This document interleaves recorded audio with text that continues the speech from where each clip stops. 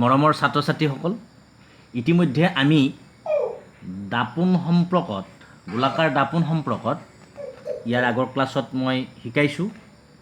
এতিয়া এই গোলাকাৰ দাপোনৰ যিটো লক্ষ্যবস্তু দূৰত্ব, প্ৰতিবিম্বৰ দূৰত্ব আৰু নাভি দূৰত্বৰ মাজৰ যিটো সম্পৰ্ক, এই সম্পৰ্কটো হৈছে 1/v + 1/u = 1/f। ইয়াত ভিটোৱে প্ৰতিবিম্বৰ দূৰত্ব, ইউৱে লক্ষ্যবস্তুৰ দূৰত্ব আৰু এফে নাভি দূৰত্বৰ কথা বুজাইছে। এই ক্ষেত্ৰত আমি কাৰ্টিজৰ গোলাকীয় দাপোনৰ বাবে নতুন কাৰ্টীয় চিহ্ন পথাৰ দ্বাৰা আমি চিনবিলাক আমি উল্লেখ কৰিম। এই ক্ষেত্ৰত আমি দেখিছোঁ এইখন অৱতল দাপোন। এই অৱতল দাপোনখনৰ বাওঁফালৰ যিবিলাক বস্তু, বাওঁফালৰ বস্তুবিলাক আমি কি পাম? নিগেটিভ, অৰ্থাৎ ঋণাত্মক পাম। অৰ্থাৎ এতিয়া বাওঁফালে যিহেতু লক্ষ্যবস্তু থাকে, গতিকে ইউটো আমি সদায় ঋণাত্মক লিখিম। পৰীক্ষাত হয়তো প্ৰশ্নত নাহে, লক্ষ্যবস্তুটো ঋণাত্মক বুলি উল্লেখ কৰি থোৱা নাথাকে, তুমি ইউ = এইটো লিখি ল'ব লাগিব, কাৰণ লক্ষ্যবস্তুটো সদায় বাওঁফালে থাকে। একেদৰে অৱতল দাপোনত প্ৰতিবিম্বটো এই পি বিন্দুৰ পৰা সোঁফালে সৃষ্টি হয় নে বাওঁফালে সৃষ্টি হয় বাৰু? এতিয়া যিহেতু সৎ প্ৰতিবিম্ব হয়, বাওঁফালে প্ৰতিবিম্বটো সৃষ্টি হয়, গতিকে আমি অৱতল দাপোনৰ ভিটো আমি ঋণাত্মক আমি পাম। এতিয়া দাপোনৰ ক্ষেত্ৰত, এই ক্ষেত্ৰত আমাৰ এটা অংক আমাৰ অতিকে দৰকাৰ, প্ৰায়ে আহি থাকে। গতিকে আমি সদায় কাৰ্টিজীয় পদ্ধতিত, অৰ্থাৎ পি বিন্দুৰ পৰা বাওঁফালৰ বস্তুবিলাক সদায় আমি ঋণাত্মক লিখিম আৰু সোঁফালে হোৱা বস্তুবিলাক আমি সদায় ধনাত্মক লিখিম। এতিয়া আগৰ চিত্ৰত আমি দেখুৱাইছিলোঁ এই ক্ষেত্ৰত। এতিয়া উদাহৰণস্বৰূপে আমি এইটো চিত্ৰত আমি দেখিছোঁ যে লক্ষ্যবস্তু ইয়াত অৱশ্যে AB, আমি বাওঁফালে আছে, গতিকে লক্ষ্যবস্তুৰ দূৰত্ব এই বিৰ পৰা পি লৈ এইখিনি দূৰত্ব, গতিকে আমি ইয়াক মাইনাছ লিখিম। আৰু দেখিছোঁ প্ৰতিবিম্বটো বাওঁফালে হৈছে, গতিকে আমি প্ৰতিবিম্বৰ দূৰত্বটো বিৰ পৰা পি বিন্দুলৈ এই দূৰত্বখিনি আমি সদায় ঋণাত্মক হিচাপে ধৰি ল'ম। একেদৰে আমি এফটো কি হয় চাই লওঁ। এফটো দেখিছোঁ এইটো গোলকৰ কেন্দ্ৰবিন্দু, গোলকীয় দাপোন। এতিয়া এই অৱতল দাপোন এখন, অৱতল দাপোনৰ যিহেতু নাভি দূৰত্বটো এফটো, স্মল লেটাৰ এফটো, নাভি দূৰত্বটো যিহেতু বাওঁফালে আছে, গতিকে আমি ইয়াক কি লিখিম? ঋণাত্মক লিখিম। একেদৰে উত্তল দাপোনখনৰ ক্ষেত্ৰত, এইখন উত্তল দাপোনখনৰ ক্ষেত্ৰত আমাৰ লক্ষ্যবস্তু বাওঁফালে থাকিল। এতিয়া ইয়াৰ যিহেতু নাভি দূৰত্বটো সোঁফালে আছে, গতিকে আমি ইয়াক সদায় পজিটিভ লিখিম। গতিকে উত্তল দাপোনৰ নাভি দূৰত্বটো পজিটিভ হ'ব। এই ধৰণে চাই লৈ তোমালোকে প্ৰশ্নৰ দাপোনৰ সূত্ৰ ব্যৱহাৰ কৰিবা আৰু প্ৰশ্নৰ উত্তৰবিলাক সেইধৰণে কৰি যাবা। এতিয়া ইয়াত আৰু বিশেষ ক'বলগীয়া নাই, তথাপি কিতাপখন উলিয়াই তোমালোকে ভালদৰে চাই ল'বা। ইয়াৰ পিছতে আমি আহিব পাৰোঁ প্ৰতিহৰণ সম্পৰ্কে। এতিয়া প্ৰতিহৰণৰ ক্ষেত্ৰত বিশেষ কথা নাই। যেতিয়া পোহৰে এটা মাধ্যমৰ পৰা আন এটা মাধ্যমত প্ৰৱেশ কৰে, তেতিয়া দুয়ো মাধ্যমৰ সংযোগস্থলত পোহৰৰ গতিৰ দিশৰ সলনি ঘটে। এতিয়া মই দেখুৱাইছোঁ, এইটো বায়ু মাধ্যম, এইটো পাতল মাধ্যম আৰু এইটো হ'ল কাঁচ মাধ্যম। এতিয়া পোহৰ এটা বায়ুৰ পৰা কাঁচত প্ৰৱেশ কৰিছে। এতিয়া কাঁচত প্ৰৱেশ কৰিলে কাঁচৰ মাজেৰে গুচি যাব, যিহেতু দুয়োটা স্বচ্ছ মাধ্যম। এতিয়া বায়ুৰ পৰা আপতিত ৰশ্মি আহি কাঁচত মাধ্যমত সোমাল। এতিয়া এই কাচ মাধ্যম হ'লে যদিও পোহৰ সৰলৰৈখিক আচলতে এই ক্ষেত্ৰত আপতিত ৰশ্মিটো এনেকৈ যাব লাগিছিল কিন্তু এনেকৈ নাযায় কাৰণ ই ঘন মাধ্যমত প্ৰৱেশ কৰিছে গতিকে ই অভিলম্বৰ ওচৰ চাপি আহিব অৰ্থাৎ পোহৰ এটা মাধ্যমৰ পৰা আন এটা মাধ্যমত প্ৰৱেশ কৰোঁতে দুয়ো মাধ্যমৰ সংযোগস্থলত পোহৰৰ গতিৰ দিশৰ যি সলনি ঘটে তাকে পোহৰৰ প্ৰতিসৰণ বুলি কোৱা হয়।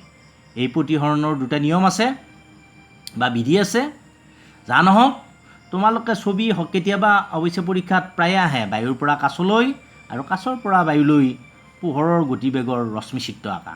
তেতিয়া তোমালোকৰ অসুবিধা একো নাই, তোমালোকে ধৰি ল'বা, মনত ৰাখিবৰ সুবিধাৰ কাৰণে মই কৈ দিছোঁ যে বায়ুটো পাতল মাধ্যম, গতিকে পাতলত অলপ এই কোণটো ডাঙৰ থাকিব, ই ঘনত সোমালে ই ঘন হৈ যাব, অৰ্থাৎ ই কোণটো সৰু হৈ যাব।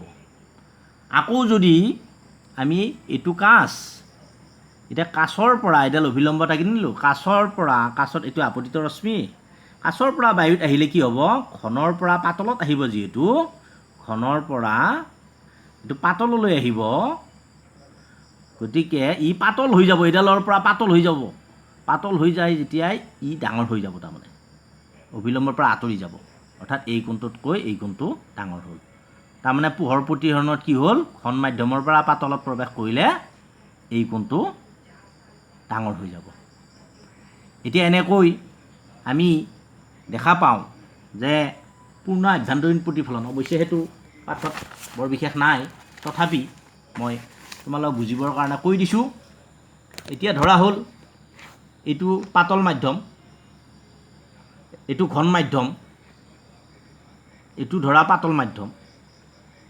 এতিয়া ইয়াত ঘন মাধ্যমৰ পৰা পাতল মাধ্যমলৈ গ'লে ই পাতল হৈ যাব, এনেকৈ যাব। ই যদি আপতন কোণটো আৰু অলপ ডাঙৰ হয়, ই আৰু অলপ পাতল হৈ যাব। ই যদি আৰু অলপ ডাঙৰ হয় আপতন কোণটো, ই আৰু পাতল হৈ যাব।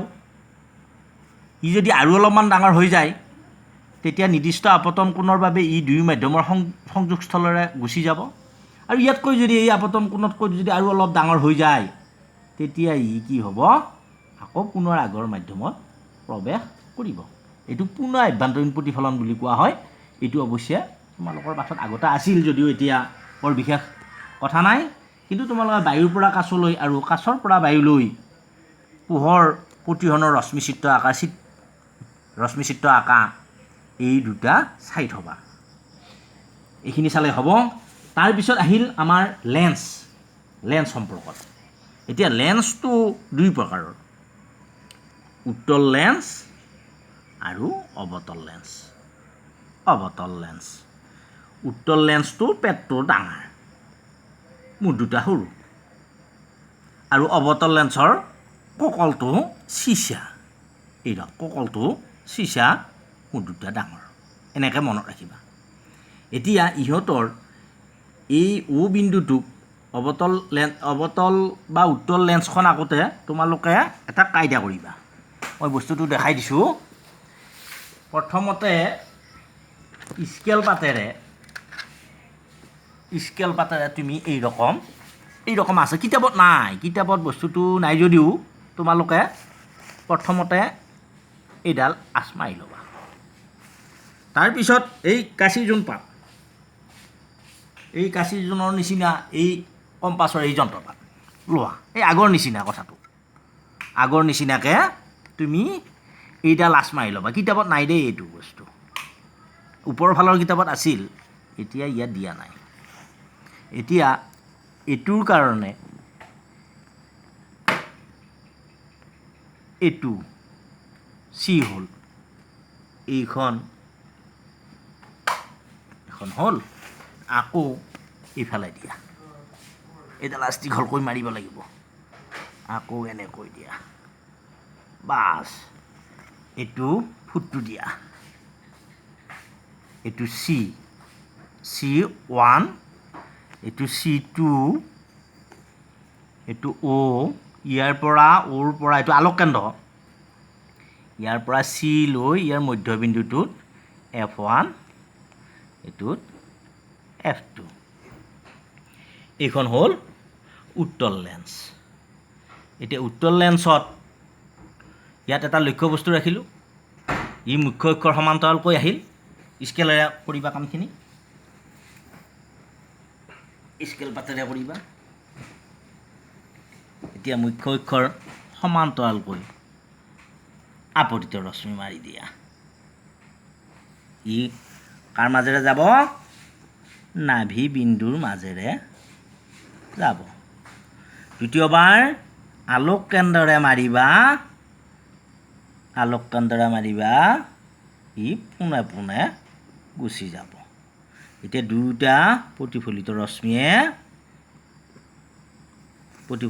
ইয়াত কটাকটি কৰিছে গতিকে এইটো প্ৰতিবিম্বৰ সৃষ্টি হ'ল এইটো পি কিউ লক্ষ্য বস্তু পি ডেছ কিউ ডেছ এইটো কি প্ৰতিবিম্ব হ'ল এইটো সৎ প্ৰতিবিম্ব হ'ল এই ওলোটা মুখ্য অক্ষৰ ওপৰত আছিল তলত হ'ল ওলোটা সৎ প্ৰতিবিম্বৰ সৃষ্টি কৰিলে এতিয়া উত্তল লেন্সে সৎ প্ৰতিবিম্ব সৃষ্টি কৰে একেদৰে অৱতল লেন্সে অসৎ প্ৰতিবিম্ব সৃষ্টি কৰিব গতিকে তোমালোকে এইখিনি চাই ল'বা আৰু লগতে লেন্সৰ সূত্ৰটো আমাৰ দাপোনৰ সূত্ৰটো 1/v + 1/u = 1/f আকৌ লেন্সৰ সূত্ৰটো 1/v - 1/u = 1/f এই কথাখিনি মনত ৰাখিবা আৰু এই ক্ষেত্ৰত আমাৰ কাৰ্টিজৰ পদ্ধতিৰ গোটেইখিনি নিয়ম ইয়াতো খাটিব লেন্সতো খাটিব এতিয়া আমাৰ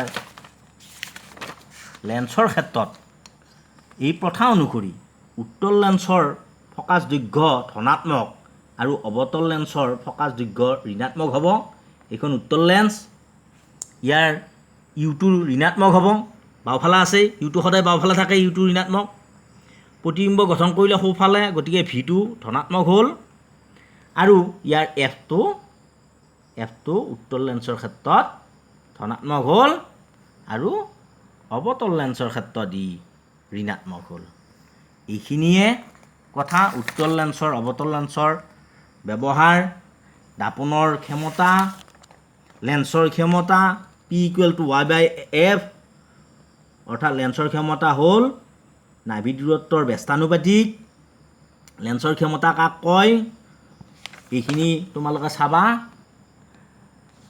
এইখিনি চালেই মই পিছৰ ফালে লকডাউনৰ পিছত মই ক্লাছত তোমালোকক ভালদৰে বুজাই দিম ধন্যবাদ